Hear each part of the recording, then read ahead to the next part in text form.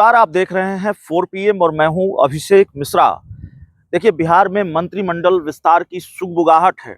अव्वल तो मंत्रिमंडल विस्तार का रिकॉर्ड जरा खराब है। बिहार में मंत्रिमंडल विस्तार की जब सुगबुगाहट होती है तो कई बार ऐसा लगता है कि बिहार में मंत्रिमंडल विस्तार अब हुआ कि तब हुआ, लेकिन मंत्रिमंडल विस्तार नहीं होता है। नीतीश कुमार पाला बदल लेते हैं और एक बार फिर बिहार में मंत्रिमंडल विस्तार की सुगबुगाहट उस शोर शराबे के बीच सुनाई दे रही है, दिखाई दे रही है। जब ये शोर शराबा है, जब ये चर्चा है कि नीतीश कुमार फिर पाला तो नहीं बदलने जा रहे हैं। नीतीश कुमार के पाला बदलने को लेकर बहुत सारी खबरें हम दिखा चुके हैं। लगातार हम अपनी बात कर रहे हैं। हमारे पास जो जानकारियां हैं वो अपडेट हम आप तक पहुंचा रहे हैं। लेकिन मंत्रिमंडल विस्तार को लेकर कुछ बात करना चाहते हैं। मंत्रिमंडल विस्तार को लेकर जो जानकारी है, जो सवाल है, उस पर बात करना चाहते हैं। बिहार में मंत्रिमंडल विस्तार अगर हुआ तो किसकी छुट्टी होगी और किसकी एंट्री होगी, और जेडीयू कोटे से किसी की अगर एंट्री होगी, जेडीयू के किसी नेता को मंत्री बनाया जाएगा, तो क्या ये नीतीश कुमार का बड़ा सियासी दांव होगा? यह भी समझना होगा, क्योंकि चर्चा यह है कि नीतीश कुमार एक बड़ा पॉलिटिकल सरप्राइज देने जा रहे हैं। नीतीश कुमार एक सियासी दांव चलने जा रहे हैं, जिसको नीतीश कुमार का मास्टर स्ट्रोक भी कहा जा सकता है। हालांकि ये मास्टर स्ट्रोक उनको कितना फायदा दिलाएगा ये देखना पड़ेगा, लेकिन कोशिश अपनी तरफ से नीतीश कुमार करेंगे, करने जा रहे हैं, ऐसी चर्चा है। देखिए, अशोक चौधरी का बयान, जिसको लेकर ये अंदेशा है कि काफी नुकसान हो सकता है विधानसभा उपचुनाव में, विधानसभा के आने वाले विधानसभा चुनाव में। मैं नहीं जानता मंत्रिमंडल विस्तार विधानसभा उपचुनाव के पहले होगा कि बाद में होगा। कहा यह जा रहा है कि अक्टूबर में कभी भी हो सकता है, अक्टूबर महीने में मंत्रिमंडल का विस्तार हो सकता है। अशोक चौधरी ने एक बयान दिया एक नेता को लेकर, जो उनकी सफाई है कि मैंने जगदीश शर्मा को लेकर कहा था, सभी भूमिहार जाति को लेकर नहीं कहा था।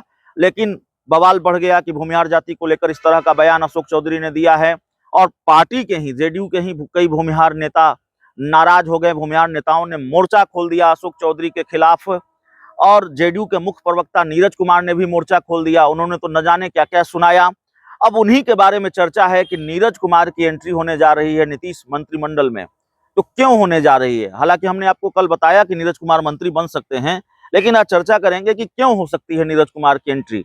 नीरज कुमार की एंट्री की चर्चा क्यों है? नीरज कुमार नीतीश मंत्रिमंडल में क्यों शामिल हो सकते हैं अगर मंत्रिमंडल विस्तार हुआ तो देखिए, इसकी चर्चा इसलिए है, मैं सिर्फ चर्चा पर ही बात करूंगा। अभी कोई बहुत लिस्ट नहीं आ गई है या बहुत कोई मजबूत जानकारी इसको लेकर नहीं आई है।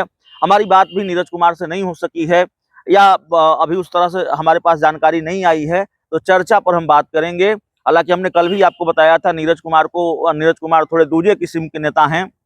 उनको फर्क नहीं पड़ता मंत्री बनाया जाए नहीं बनाया जाए। एक बार सूचना जनसंपर्क विभाग के मंत्री वो जरूर रहे हैं, और कई बार वो मिनिस्टर इन वेटिंग ही रह गए। कई बार बहुत मजबूत तरीके से उनकी दावेदारी थी कि वो मंत्री बनेंगे, लेकिन वो मंत्री नहीं बन सके। लेकिन माना यह जा रहा है कि जो नाराजगी है पार्टी के भूमिहार नेताओं के बीच, जहानाबाद के लोगों में किस तरह की नाराजगी है, दूसरे नेताओं में, दूसरे दलों के नेताओं में किस तरह की नाराजगी है, भारतीय जनता पार्टी के नेताओं में भी नाराजगी है। लेकिन पार्टी के भूमिहार नेताओं के बीच जो नाराजगी है, या इस तरह की नाराजगी का या इस तरह के बयान का कोई नुकसान जेडीयू को न हो, उसके डैमेज कंट्रोल के लिए भूमिहार समाज से आने वाले नीरज कुमार को नीतीश कैबिनेट में जगह मिल सकती है, उनको मंत्री बनाया जा सकता है। इस तरह की चर्चा है। तो नीतीश कुमार का ये मास्टर स्ट्रोक कहा जा रहा है, नीतीश कुमार का ये दाव कहा जा रहा है कि नीतीश कुमार बड़ा दाव चलने जा रहे हैं।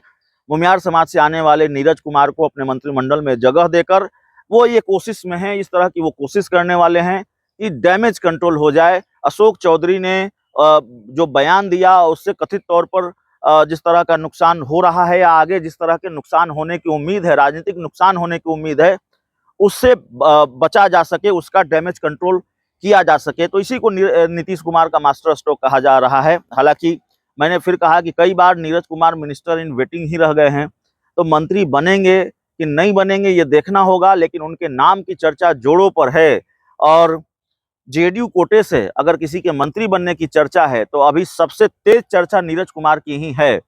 बाकी बीजेपी कोटे से एक मंत्री को नीतीश मंत्रिमंडल से बाहर होना है, दिलीप जायसवाल को इस्तीफा देना है क्योंकि वो पार्टी के प्रदेश अध्यक्ष बना दिए गए हैं, बीजेपी के प्रदेश अध्यक्ष, तो वो नीतीश मंत्रिमंडल में रहेंगे, इसकी उम्मीद बहुत कम है, वो इस्तीफा देंगे। अब देखना होगा कि और किसी मंत्री की भी छुट्टी हो सकती है। और डैमेज कंट्रोल की अगर हम बात करें, हालांकि बात बहुत कह सकते हैं कि चर्चा पर ही हम कह रहे हैं कि क्या इस डैमेज कंट्रोल के लिए अशोक चौधरी की मंत्रिमंडल से छुट्टी हो सकती है, यह भी सवाल है, यह भी चर्चा तैर रही है कि क्या अशोक चौधरी को मंत्रिमंडल से निकालेंगे नीतीश कुमार। हालांकि इसकी उम्मीद कम है, अशोक चौधरी अब भी नीतीश कुमार के बड़े करीबी मंत्री हैं और बड़े करीबी हैं, जेडीयू के में उनकी साख है, तो अशोक चौधरी को निकालेंगे इसकी उम्मीद कम नजर आती है। लेकिन चर्चा तो चर्चा है, चर्चा हो रही है, तो अशोक चौधरी के को मंत्रिमंडल से निकालने की बजाय हो सकता है कि डैमेज कंट्रोल के लिए नीरज कुमार को मंत्रिमंडल में शामिल करा दें नीतीश कुमार। तो जाहिर है नीतीश कुमार का ये अगला दाव हो सकता है। मंत्रिमंडल विस्तार के बहाने नीतीश कुमार बहुत खेल कर सकते हैं, तो देखना होगा नीतीश कुमार मंत्रिमंडल विस्तार के बहाने क्या क्या खेल करते हैं। बहुत बहुत धन्यवाद।